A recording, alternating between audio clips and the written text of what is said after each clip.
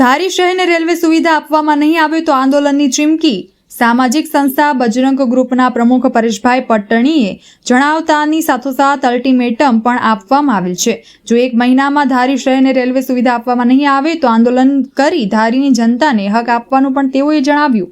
આ એક બિન રાજકીય આંદોલન તરફ આગળ વધવાની સાથોસાથ તેઓની માંગણી પણ વ્યાજબી અને સત્ય હોવાના કારણે આંદોલનમાં ધારી શહેરના પ્રબુદ્ધ નાગરિકો અને જાગૃત આગેવાનો પોતાના યોગદાન આપવાના મૂડમાં છે। ધારીની જનતા સાથે હળહળતો અન્યાય કરવામાં આવેલ છે ત્યારે લોકોની સુખાકારી માટે અને સગવડ માટે ધારી શહેરના વિકાસ માટે જાગૃત નાગરિકો પોતાના હક માટે જનતાની સુવિધાઓ માટે લડી લેવાના મૂડમાં જણાય છે। દશકાઓથી મળતી સુવિધાઓને ફરી શરૂ કરવા માટે એકમેક બનીને બિન રાજકીય મુહિમ ચલાવવા માટે અને યોગ્ય માંગણીઓની રજૂઆત સાથે આગળ આવેલા છે। ત્યારે એક પત્રકાર તરીકે લોકોની સુખાકારી માટેના આ પાયાના પ્રશ્નોને વાચા આપવા માટે અમે હંમેશા તૈયાર છીએ અને આ સહિયારા પ્રશ્નોનું નિરાકરણ માટે ધારીના લોકોનો પણ સાથ અને સહકાર ખૂબ જ પ્રમાણમાં છાપડેલ છે। દશકાઓ જૂની સુવિધાને એકાએક બંધ કરવામાં આવી। બ્રોડગેજના નામે કદાચ લોલીપોપ આપીને ધારી શહેર અને તાલુકાના લોકોને મળી રહેલી ટ્રેનની સુવિધા છીનવી લેવામાં આવી। આ બાબતને લઈને સ્થાનિક નાગરિકોમાં મહદ અંશે નારાજગી પણ જોવા મળી રહી છે। સ્થાનિક લોકોએ સોશિયલ મીડિયામાં વિરોધ પણ કરેલો, પરંતુ બ્રોડગેજના નામે આ લોલીપોપ આપવામાં આવેલ હોય તેવું નાગરિકોને હવે સમજાયું છે। અમરેલી જિલ્લાના ગીર વિસ્તારના ગામડાઓમાંથી મોટી સંખ્યામાં લોકો સુરત, અમદાવાદ, નવસારી, મુંબઈ જેવા શહેરોમાં રોજગાર મેળવવા સ્થાયી થયેલા છે। તે તમામ સૌરાષ્ટ્રવાસીઓ પ્રસંગોપાત તહેવારો દરમિયાન પોતાના માદરે વતન આવન જાવન કરતા હોય છે, જેમના માટે રેલવેની મુસાફરી એકદમ સસ્તી, એકદમ આરામદાયક હતી।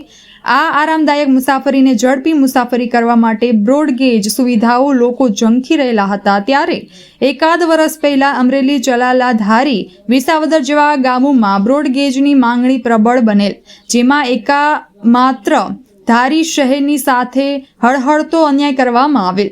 લોકોની યોગ્ય અને વ્યાજબી માંગણી મુજબ ધારી શહેરની જનતા માટે દશકાઓથી જે રેલવે સુવિધા હતી તેને તાત્કાલિક અસરથી શરૂ કરવામાં આવે, અન્યથા ગાંધી ચિંધ્યા માર્ગે ચાલીને સ્થાનિક લોકો આંદોલન તરફ આગળ વધી પોતાનો હક મેળવશે। તકલીફ છે આપણને અહીંયા ગાડી નહીં, એટલે શું ગાડી જ નથી, એટલે ગાડી બંધ કરી દીધી છે। કેટલા સમયથી બંધ કરવામાં આવી? 2-3 મહિનાથી। એના હિસાબે શું તકલીફ પડી રહી છે? બધાને જુનાગઢ જવું હોય, વેરાવળ જવું હોય, કોઈ દર્શને જવું હોય તો એ બંધ છે।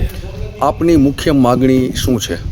મુખ્ય માંગણી ગાડી ચાલુ કરે, લોકોને જે તકલીફ પડી રહી છે એ તકલીફને દૂર કરવા માટે વહીવટી તંત્ર દ્વારા તાત્કાલિક ચાલુ કરે। શું નામ આપનું? છગનભાઈ। ગામ? ધારી ગામ છે। નામ શું આપનું? રોહિત ગાયકવાડ। શું આપની મુખ્ય માગણી છે? મારી માગણી એ છે કે હજી અમરેલીથી ધારી ચાચીથી ટ્રેન છે એને જલ્દીથી ચાલુ કરાવી નાખે, અને યાત્રિકોને બહુ પ્રોબ્લેમ થાય છે જવા માટે, બરાબર? તો આપની મુખ્ય માગણી એ છે કે જે ટ્રેન બંધ કરવામાં આવી છે, અને જે યાત્રિકો છે એને બહુ પ્રોબ્લેમ થાય છે જવા માટે, તો સરકારને એ જ નિવેદન છે કે જલ્દીથી જલ્દી ટ્રેન ચાલુ કરાવી નાખે, એ મારી માગણી છે। ધારી ખાતે ટ્રેન સુવિધા જે ચાલતી હતી અમરેલીથી વેરાવળના જૂનાગઢ એ બંધ કરવામાં આવી છે, તો એના માટે શું આપના દ્વારા પ્રયત્નો હાથ ધરવામાં આવ્યા છે? ધારીથી જે આ વેરાવળ ટ્રેન હાલતી હતી એ રેલવે વિભાગે બંધ કરી છે, કારણ કે અહીંયા કોઈ બ્રોડગેજનું કામ શરૂ નથી, માત્ર અમરેલી સુધી બ્રોડગેજ લાઈન થવાની છે। એટલે રેલવે વિભાગને પણ આપણે વિનંતી કરી અને અમારા બધા નેતા છે એને પણ અમે રજૂઆત કરી છે, ભરતભાઈ સુત્રિયા છે, કૌશિકભાઈ છે, જેવીભાઈ છે।